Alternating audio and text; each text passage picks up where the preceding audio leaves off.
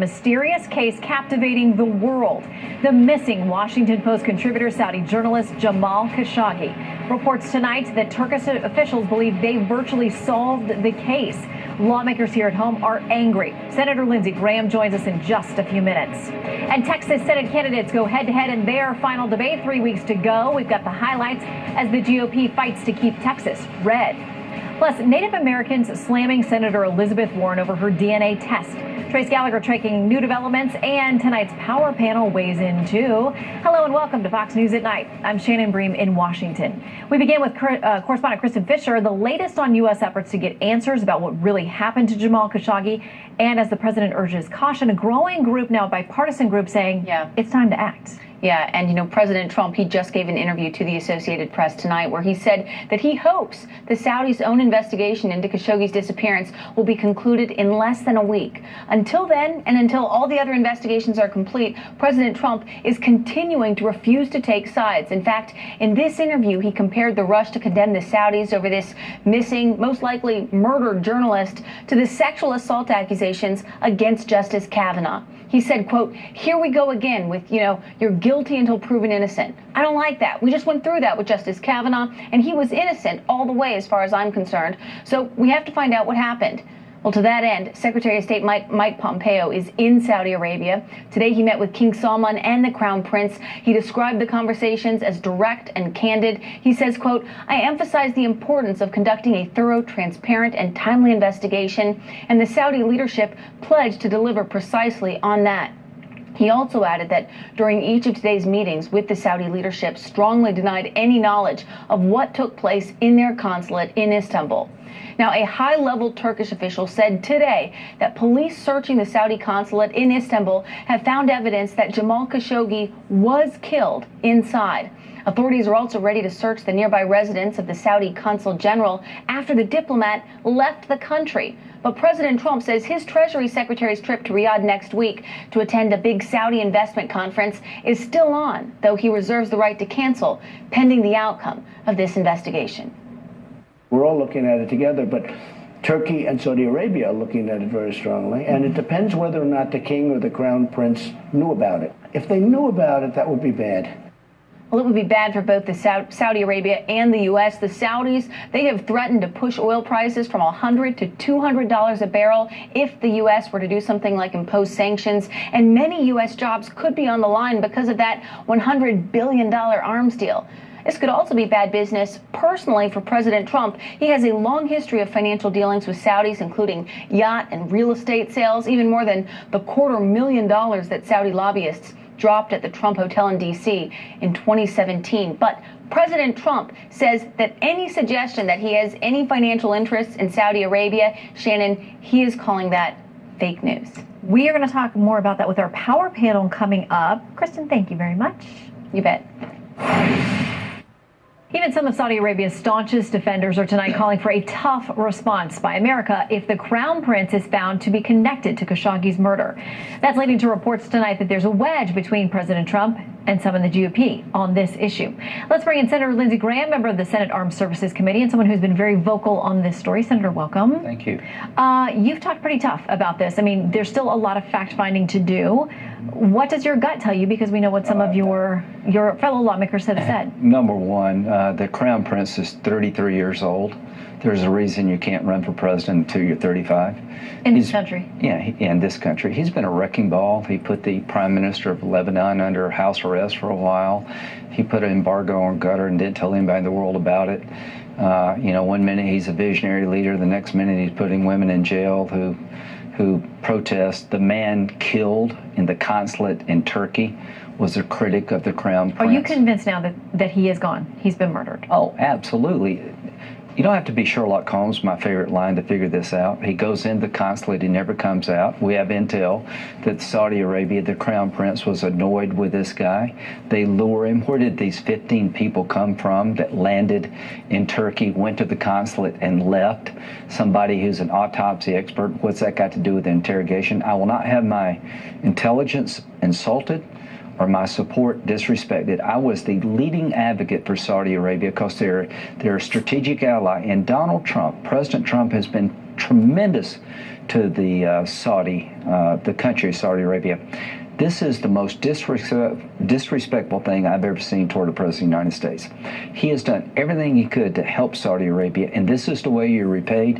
He's a strong man, President Trump. This will not go unanswered. Okay, I want to play something that Senator Marco Rubio said to us last night about the interconnection between the U.S. and Saudi Arabia. Yeah. I think the bigger issue here becomes the role they play in our Middle Eastern strategy, and the administration, and I think wisely, that had built them as a key linchpin against Iran and their ambitions and their expansion in the region. That's endangered now. If they did this, it makes it impossible for us to work with them closely in the short term until something's done about it. Okay, so all kinds of interconnections on oil, on their military needing us to help sustain them, on the issues with Iran. I mean, Yemen, what's going on there? You know what we need the most? To be good Americans. We deal with people who are bad because sometimes we have to, but these are allies. This shows tremendous disrespect for me and President Trump to put us in this box. You can't take criticism at all to send a assassination squad to Turkey to kill a man on foreign soil in a consulate in Turkey violates every norm known to mankind. Freedom of the press, extrajudicial killings. This all originated from the Crown Prince. I'm convinced of that. The president needs to be measured. I get that. But the world is watching us. They're not going to join Iran and Saudi Arabia. There are plenty of people in Saudi Arabia that we could have a good relationship with. But if the Crown Prince stays in power, it will be almost impossible to reconstruct this relationship at a time both of us need it. All right, well, the investigation continues. There's a joint investigation with the Turks and Saudis, among some others, so we will continue to watch and see as we get new information. I want to get you to respond to something, too, that you've taken some heat about today. Here's something you said earlier today in talking about taking a DNA test with respect to Senator Elizabeth Warren. Come back in a couple of weeks and we'll take a look. We'll find out who you really are. I'll probably be Iranian. That'd be like terrible. Okay, you said probably like Iranian, and Brian followed up there, meaning you mean the leaders, not the people, but that offended a lot of folks. Well, Jamal Abdi, president of the National Iranian American Council, said this: if you dread the notion of Iranian ancestry and believe all Iranians are liars, you are hopelessly bigoted and unfit to serve in the U.S. Senate, where votes affect tens of millions of Iranians and millions more of Iranian ancestry in the diaspora.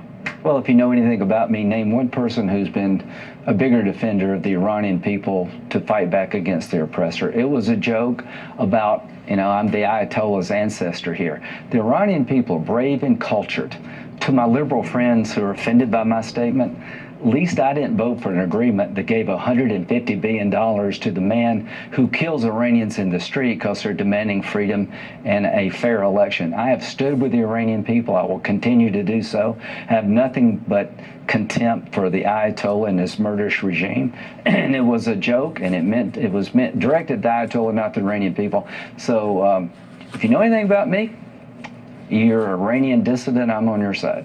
Will you let us know about the results of the test? I can't wait to tell you. You see, I've been told, I don't know if it's true, that my grandmother was part Cherokee Indian. So all I can say... Now, are you being facetious, or you mean this for real? I've been told that, but now I'm going to find out. Okay.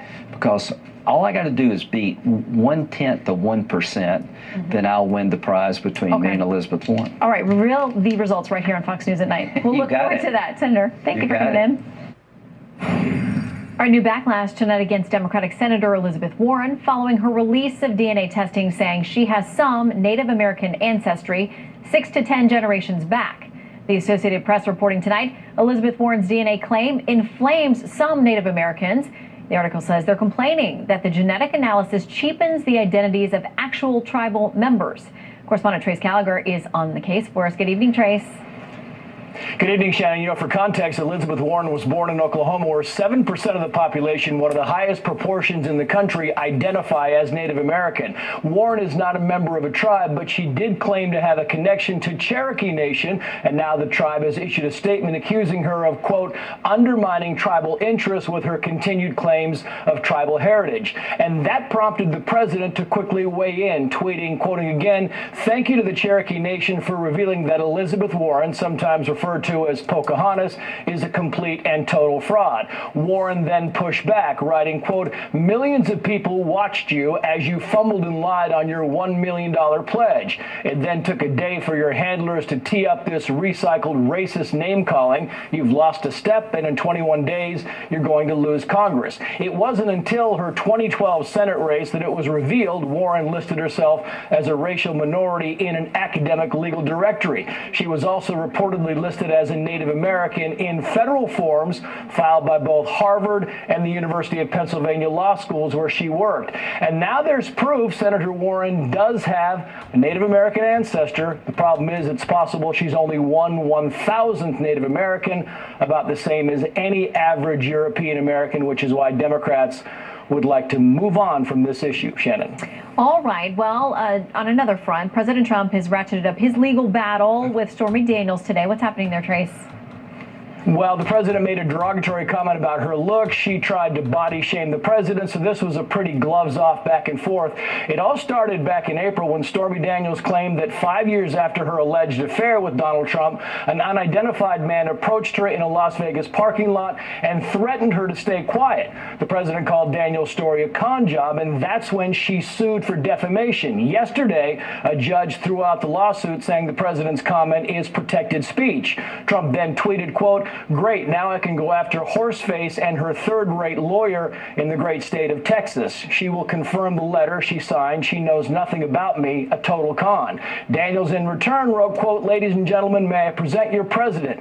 In addition to his shortcomings, he has demonstrated his incompetence, hatred of women, and lack of self-control on Twitter again, and perhaps a penchant for bestiality. Game on, Tiny." And tonight on CNN, Michael Avenatti talked about Stormy Daniels' response to the tweet. Watch. She was incredulous. She couldn't believe it. She thought that his account had been hacked or that it was some joke, as I did initially when I saw it. A separate lawsuit Stormy Daniels filed against the president regarding a 2016 non-disclosure agreement is still moving forward. Shannon. All right, Trace Gallagher, thank you very much. All right, in the hot seat today, key figure in the Justice Department investigation surrounding then-candidate Trump's 2016 presidential campaign and the so-called dirty dossier. But today, Fusion GPS founder Glenn Simpson refused to answer questions on Capitol Hill. Chief Intelligence Correspondent Catherine Herridge has details. Catherine. Shannon, the committee subpoenaed the co-founder of Fusion GPS because lawmakers say Glenn Simpson is uniquely positioned to answer questions about the anti-Trump dossier sources and how it was used to secure a surveillance warrant for a Trump campaign aide 2 weeks before the presidential election. On Capitol Hill today, Fox News caught up with Simpson as he headed into the closed-door deposition. Mr. Simpson, why are you taking the fifth? Mr. Simpson, are you facing legal or criminal exposure? Mr. Simpson, why is there a discrepancy between your earlier testimony and that of Justice Department official Bruce Orr? Simpson's attorney called out committee Republicans for forcing Simpson to testify today because they knew he would not answer questions about the dossier's sources and his contact with Orr. This committee would make Senator Joseph McCarthy proud. Like Senator McCarthy, this committee has largely conducted its business through secret, confidential interviews and depositions, binding witnesses and their counsels to silence, while the members walk outside to all of you, the media, and the public, and selectively leak from those interviews to tell you what they want you to hear. Bruce Orr was on Capitol Hill in August for a similar deposition about how he passed the DNC and Clinton-funded dossier with Simpson's help to the FBI in the fall of 2016. On Twitter, the president questioned why Bruce Orr, whose wife Nellie was paid by Simpson for Russia research, is still working at the Justice Department. After the deposition, Republicans said they are studying Simpson's legal position. If indeed he has a reasonable apprehension of criminal prosecution, then certainly it would be a proper assertion in his constitutional right. But if not, you can't just invoke the Fifth to avoid answering congressional questions. 2 more witnesses are expected to testify this week. They are appearing voluntarily. The former top lawyer at the FBI, their general counsel, James A. Baker, as well as Bruce Orr's wife, Nellie Shannon. All right, Catherine Herridge, thank you very much. House Republicans investigating the investigators this week, and then, of course, there's the Robert Mueller investigation. But as Politico noted, Mueller's everywhere, except the midterms. They're not talking about it on the campaign trail. Let's bring in former senior advisor to Secretary of State Hillary Clinton, Philippe Reines, and Fox News contributor, author of The Deep State, Jason Chaffetz. Great to have both of you with us tonight. Hi, Shannon.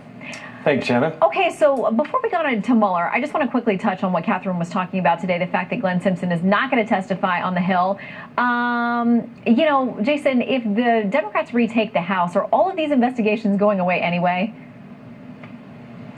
Potentially, these investigations could go away. I think that's why the Congress has continued to work through this recess leading up to the election. But remember, Glenn Simpson has previously testified some 25 hours, cut that in half for Republicans, half for Democrats. But for him to now plead the fifth after he had already testified, I think doesn't bode well. And when your attorney walks out and starts berating the House members and trying to compare them to McCarthyism, you know your case isn't going well. I think he's in deep trouble. I think he's contradicted himself. And I think people like John Radcliffe and Gowdy and Meadows and Jordan and some of these others are onto this charade, and I think will be held accountable. Well, and Philippe, as Congressman Meadows said, you can't just take the fifth because you don't want to answer questions for Congress. You have to have a legitimate worry that you're going to actually be in potential criminal jeopardy. They say this isn't over, that they're going to keep pushing him and maybe take further legal measures to try to get that testimony. Will they succeed before the midterms? That's their right to do it. But I think Jason hit the nail on the head. He made my point for me. Mr. Simpson has already testified before 3 committees, including a House committee, the House Intelligence Committee, for more than 25 hours. So this has nothing to do with stiff-arming Congress. What this has to do with, which is what his lawyer said both in writing and at the press conference, is that this is not on the up and up, that Chairman Goodlatte is just doing President Trump's business for him yet again. This is one big smokescreen. In terms of Meadows' legal analysis, I don't know if he's any more of a lawyer than I am, but the letter that was sent to him, to Congressman Goodlatte, specifically stated 2 different cases that ironically stemmed from the McCarthy hearings where someone's contempt conviction was overturned because they were allowed to invoke the fifth. And look, if not answering questions is a sign of guilt, then boy is Donald Trump guilty, because 264 days ago he said he'd love to talk to Bob Mueller. Here we are. He's hiding under a rock. Well, listen, they're negotiating about it. I think if you're the president and you've got legal teams around you, you should listen to their advice. I'm not holding my breath. But they're still working on it. I mean, they say there's potential that he is going to answer some questions. Of course, we're following that. But speaking of Mr. Mueller, let's talk about this, because he's not getting a lot of attention out there on the campaign trail. Senator Cory Gardner, Republican, who's heading up the GOP efforts for the Senate, says red state Democrats are actually running ads about how closely they work with President Trump. So it's difficult to talk about an investigation at the same time they're trying to be his best friend, Jason.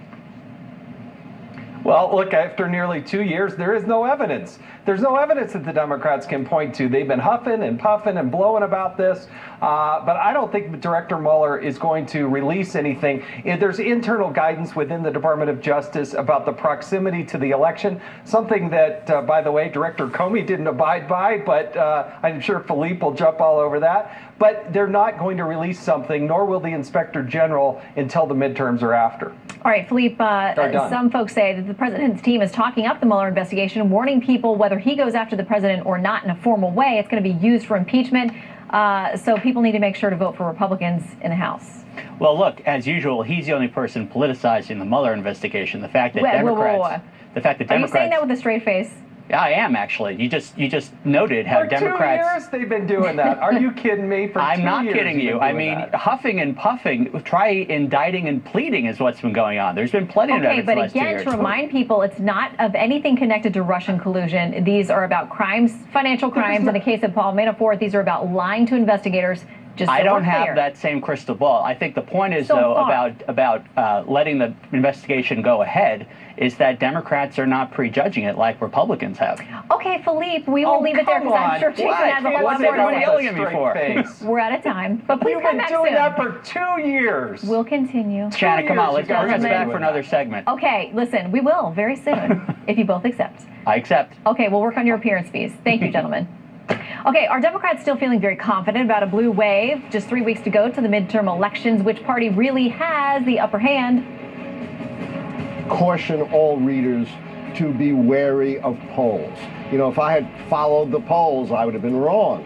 in my prediction of a Donald Trump win. Okay, also tonight, Senator Ted Cruz fighting to keep Texas red. He goes head-to-head with his opponent, Democratic Congressman Beto O'Rourke. A final, fiery debate for those two. Stick around. We'll bring you highlights. Seconds response. You have both agreed to this. But we agree we can have a 60-second system. But we agree. Democratic Congressman Beto O'Rourke and Republican Senator Ted Cruz hold their very last debate. They touched on a wide range of issues and had a discussion about civility in their race and in national politics overall. He's dishonest. It's why the president called him Lying Ted, and it's why the nickname stuck. If you look at my disagreements with Congressman O'Rourke, they haven't been personal attacks. They've been his voting record. All right. What does our power panel think tonight? Fox News contributor Richard Fowler, national security and global affairs analyst Morgan Ortegas, and Fox News political analyst Gianno Caldwell. Welcome to all of you. Good to be here, Shannon. All right, Gianno, I'll start with you. Any chance that Texas turns blue on this race? I mean, the polling's been tighter than a lot of people expected. Cruz is out ahead, but not too far outside the margin of error. Yeah, President Trump won Texas by 52% in 2016. Texas Senator Ted Cruz is about 8 points up, according to the New York Times poll. I find it difficult to believe that Texas is going to flip blue. Certainly not something that I think most people would agree with, any analyst anywhere, especially considering Congressman O'Rourke has been making this largely about President Trump. He even has said that if Brett Kavanaugh, if he was a senator, he would have voted against him. He also said that he would vote to impeach President Trump. So that's not something that I think many Texans would like to hear. Well, Richard, a ton of out-of-state, multi-millions of dollars have poured in, and the Democrats really seem to look at Beto and think that he is potentially a really good shortlister for 2020. They say he's charismatic, he's young, he's got great ideas. There's a lot of pressure on him to deliver here. Beto's got to get through the next 20 days before we can talk about 2020. But here's what's interesting about this race is that in the population centers in Houston, in Dallas, in Austin, where there are vulnerable congressional seats where Democrats are trying to pick up, Beto is going to be a big help to the ticket. He's going to spur Democratic support in metropolitan areas, which is going to be very big as we look towards taking over the United States House of Representatives. Will he win in the United States Senate? Now, that is the big question. We've seen some polls that say he's up 1 point. Some polls, as Gianno pointed out, show that he's down 8. This will be down to election night, and what will happen then? The real poll will be the voters of the state of Texas. Right. That's what matters. Now, Morgan, I want to start you on another race that we want to talk about tonight. This is North Dakota. The current Senator Heidi Heitkamp, the Democrat, here in a bit of trouble because she put out a campaign ad. It was sort of as an open letter to her opponent, the Republican Kevin Cramer, running against her, and it listed the names of a number of women who allegedly were connected to potentially sexual assault in some way. It turns out a lot of those names, either they hadn't been sexually assaulted or they didn't give permission for their name to be used. The senator out there saying, I deeply regret this mistake. We are in the process of issuing a retraction, personally apologizing to each of the people impacted by this and taking the necessary steps to ensure this never happens again. That's a tough mistake to make. And she says they're responsible, Morgan. Yeah, I think there's two things going on here, Shannon. First is the politics of it, and this is a staffing error of epic proportions to be this close to a very, very tough re-election fight where she's been down consistently in the polls. To have this sort of error by her staff is sort of unconscionable. It's political malpractice. But I think the larger issue here, Shannon, and as a woman, I am really disturbed by the politicization of the Me Too movement. You know, we went from a movement that was supposed to be about all women, regardless of their political affiliation, sort of standing up to men who abuse their power and positions of authority as women tried to climb the career ladder. That's what the Me Too movement was about. And by overly politicizing it, you see these sorts of things happen where you've clearly invaded the privacy of many women in that state who are frustrated and upset. I think the senator had a good response. She clearly seems contrite and I think she genuinely feels bad about what happened. But this is what happens when you politicize Me Too for your own political gain, and it's not good for women. Yeah, and Gianno, this is what one of the women whose name apparently was included says. She told the Associated Press, I'm furious. I've only shared my story with a couple of people in confidence. I didn't want it to be blasted for the world to see. The article goes on to say that she had intended to vote for Heitkamp in November, but will, quote, definitely not now. Gianno.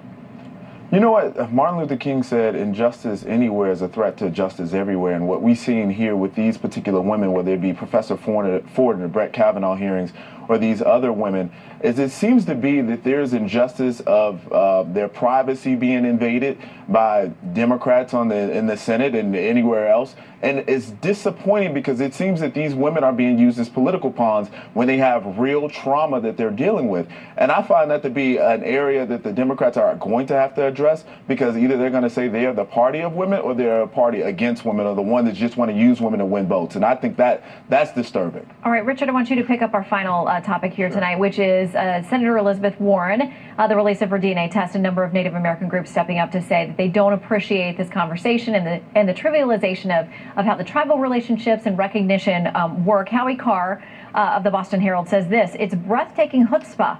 She's resurrecting the one-drop rule from her Democrat Party's proudest Jim Crow days of the Ku Klux Klan, Woodrow Wilson, and the rest of all those separate but equal Democrat worthies.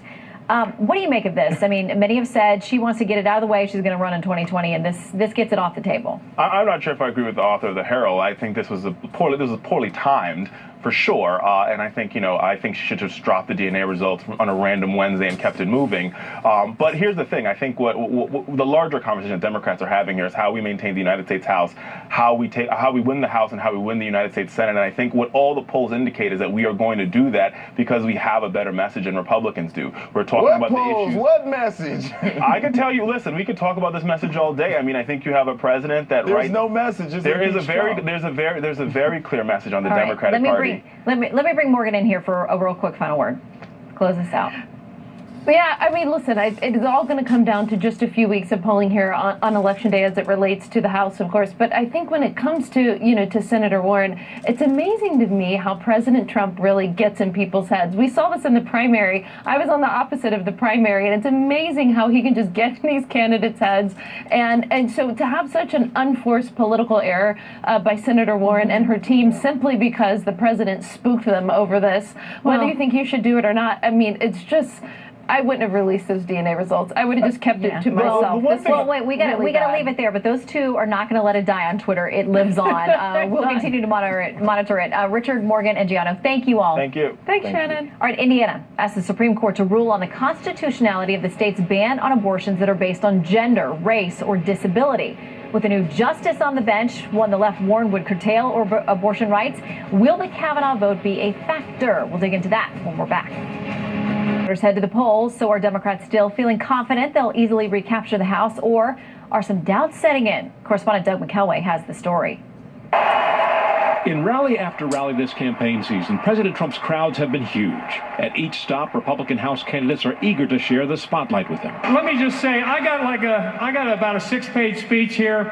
I decided the more Steve Chabot you get, the less President Trump you're going to get, so I'm not going to give this speech. God bless you all, and God bless President Trump. On Monday, President Trump tweeted, "Something big is happening. Watch." While the blue wave of the midterms is now less certain, it remains too early to predict any outcome. And in the age of Trump, things change very quickly, sometimes overnight. Professor Alan Lichtman is one of the few who predicted Donald Trump's victory in 2016. But I would caution all readers to be wary of polls. If I had followed the polls, I would have been wrong in my prediction of a Donald Trump win. That caution may be even more warranted in midterm elections because turnout tends to be lower.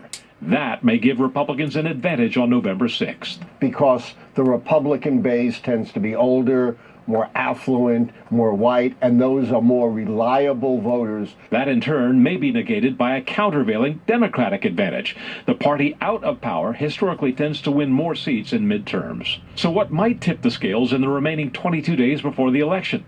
A Mueller bombshell seems unlikely. The window for the special counsel's office to release new information paused in early September, 60 days before the election. The pace of recovery from Hurricane Michael may have severe local political consequences in Florida and Georgia, but its fairly narrow swath of destruction may spare national politicians of blame. A potential scandal appears to be at bay, with Stormy Daniels having lost her defamation suit against the president and ordered to pay his legal fees. And Senator Elizabeth Warren's DNA test may be a distraction, but not a game changer. In the end, control of the House may turn on a patchwork of suburban districts where Clinton won in 2016, but where Republicans took the House seats. Places like Virginia's 10th District. Clinton won here by 10 points, but Republican Barbara Comstock prevailed in the House race. Today, Comstock is struggling, polls leaning towards her Democratic opponent, Jennifer Wexton. Add to that an unprecedented 39 GOP congressional retirements this political season. That has negated the natural advantage of incumbency and leaves Democrats well positioned to capture the House. Shannon? Doug McElway, thank you. New video posted to Twitter today reportedly showing FBI agents raiding San Juan's municipal building in Puerto Rico. An FBI spokesman tells the Washington Examiner the agents were looking for evidence of corruption involving city officials. San Juan's mayor, who's been accused of allowing corruption on the island, is not based in that building that was raided by the FBI, and tweeted that if anyone's done anything wrong, subject to due process, they must face the consequences. Well, the Supreme Court's being asked to take up the case of an Indiana law that would ban abortions based on gender, race, or disability. So how could the newest member of the bench, Justice Brett Kavanaugh, figure into the controversy? Garrett Tenney joins us with that story. Shannon, it's great to be with you. And it's interesting, this law was largely in response to the growth of prenatal genetic testing, where parents can learn if their unborn children either has or is likely to have a genetic disorder such as Down syndrome. In 2016, Indiana made it illegal for a woman to have an abortion solely because of the fetus's race, gender, or potential disability. Last year, a federal judge ruled the law unconstitutional, and in April, an appeals court upheld that decision. Indiana's Attorney General Curtis Hill disagrees, though, and said in a statement this week, the right to abortion declared by our Supreme Court protects only the decision not to bear a child at all, not a right to decide which child to bear. Hill argued it's important for the High Court to review this case now before the U.S. goes the way of some European countries, such as Iceland and Denmark, where nearly 100% of women terminate their pregnancies after testing shows an increased risk of Down syndrome. Now, if the Supreme Court decides to hear the case, it would likely be the first abortion-related case since the confirmation of Justice Brett Kavanaugh. You're seeing a lot of people think that maybe this is a good time to test what the Supreme Court has to say about abortion and about any rights that children might have before they're born. So this is a very interesting time to see what happens when an abortion-related case comes to the court. We don't know how the court would vote on this case if they decide to hear it, but it does illustrate why many on the left are so concerned about a conservative majority on the court. In fact, a group of prominent liberal professors is launching a new campaign to help Democrats fight back by expanding the federal court system and flooding it with liberal judges.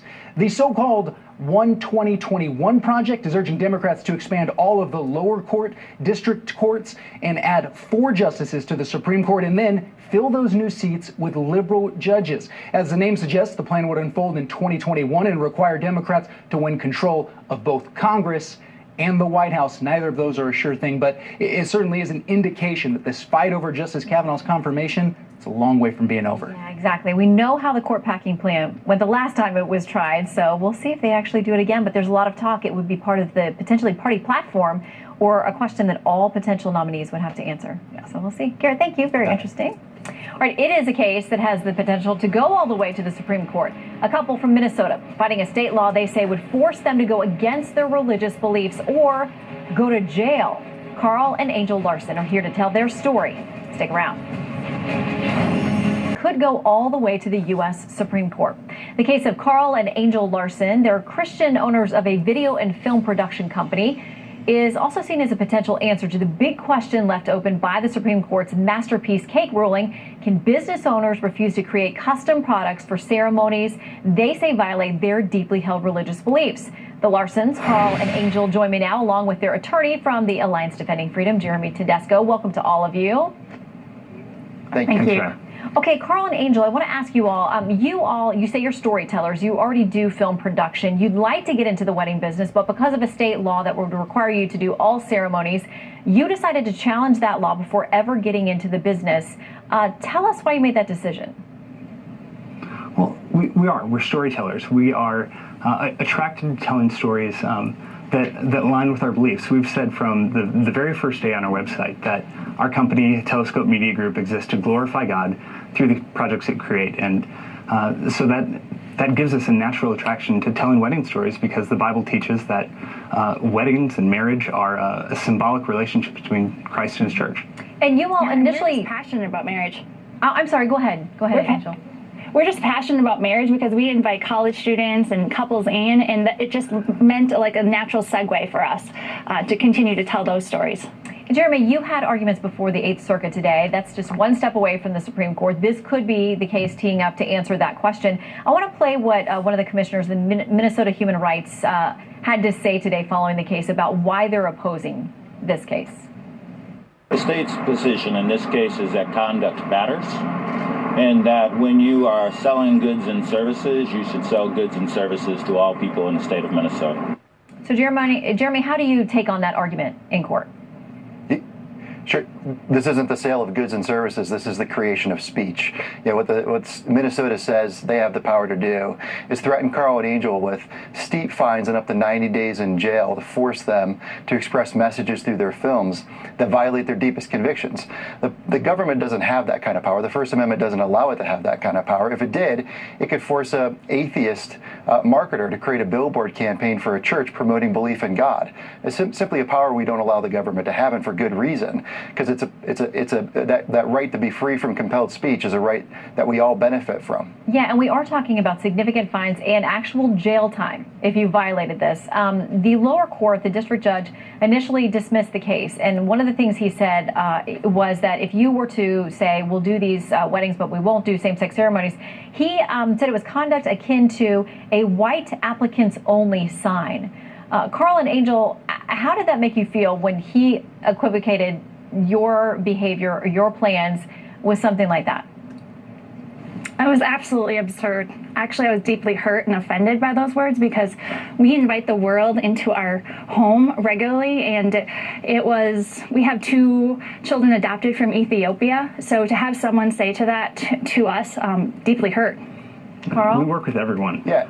Yeah, we absolutely.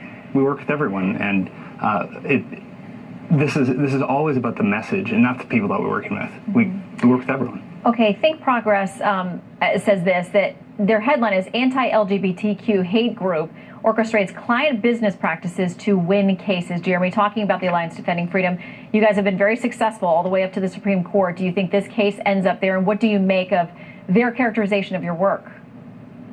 Well, we've had 9 wins at the Supreme Court in the last 7 years. We were just listed as the top law firm by Empirical SCOTUS over the 2013 to 2017 period on their all-star list. Think Progress really just has an ideological axe to grind against us. And I think the thing they miss, because of the ideological axe they have, is that Minnesota has barred the door to Carl and Angel. They gave them 2 options. You can either pay fines or go to jail, or you can chill your speech and just not speak at all. Those aren't satisfactory factory options, obviously, and so they had to file this lawsuit. All right, we got to go. We know you'll have a decision in the next couple of months and maybe onto the Supreme Court. So Carl, Angel, and Jeremy, please keep us updated. Thank you. Thank you. Thank you. All right, another migrant caravan heading to the U.S., hoping to cross the border legally or illegally. Tonight, President Trump has a warning for them. That story and more in our Western Roundup. Last week, Rutgers has reinvited foreign policy analyst Lisa Daftari, also a Rutgers alum. She was originally scheduled to speak today, but the university canceled after a group of students started a petition labeling Daftari an Islamophobe. She's long been an advocate for women and other groups persecuted by radical extremists. Well, tonight, Daftari says she doesn't intend to speak at Rutgers, explaining Rutgers only proposed to reschedule the talk in an insincere, last-minute PR attempt to mitigate the appearance of bias. She was on with us last week. Google under fire for reportedly aiding Chinese censorship. That story tops tonight's Western Roundup. Following months of speculation, Google officially confirming its plans to launch a version of its platform in China called Dragonfly. Critics say the new platform would blacklist certain phrases like human rights. New emails obtained by the Associated Press reveal California's transportation agency coordinated frequently with a public affairs firm that worked against repealing the state's gas tax increase. That firm also represents unions and construction companies.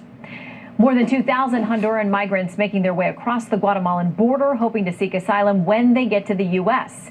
President Trump tweeting tonight, anybody entering the U.S. illegally will be arrested and detained prior to being sent back to their country. Also tweeting this, We have today informed the countries of Honduras, Guatemala, and El Salvador that if they allowed their citizens or others to journey through their borders and up to the United States with the intention of entering our country illegally, all payments made to them will stop.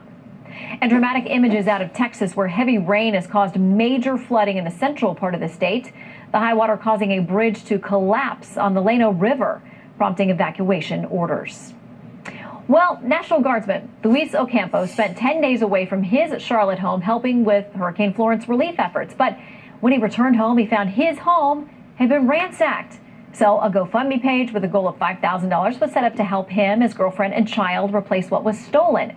And the response was overwhelming. They wanted $5,000, almost $15,000 has been raised.